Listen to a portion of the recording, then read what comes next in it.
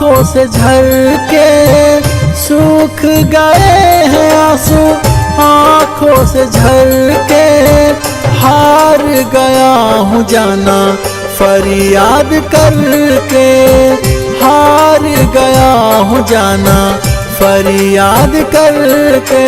तुझ में ही रब है, तुझ में ही सब है, तुझ में ही है खुदाई। प्यार की तुझको कदर नहीं, फिर क्यों तू दिल को लगाई।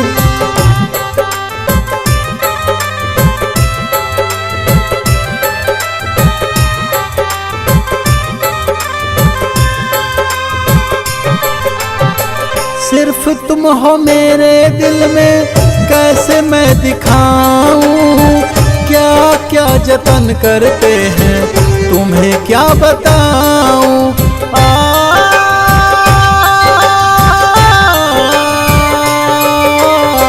सिर्फ तुम हो मेरे दिल में, कैसे मैं दिखाऊं क्या क्या जतन करते हैं, तुम्हें क्या बताऊं।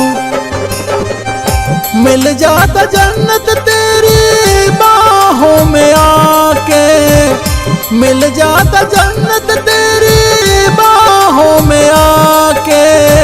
हार गया हूँ जाना फरियाद करके, हार गया हूँ जाना फरियाद करके।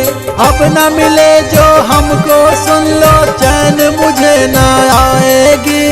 आज न समझो चाहत मेरी, कल तुम भी पछताओगी।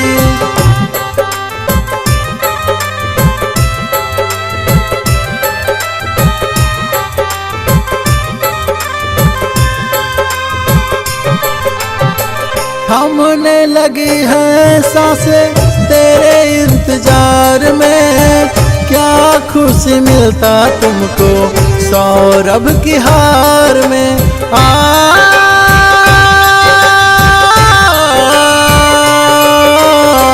थमने लगी है सांसें तेरे इंतजार में, क्या खुशी मिलता तुमको सौरभ की हार में। रह जाओगे तुम भी अपने हाथों को धर के, रह जाओगे तुम भी अपने हाथों को धर के।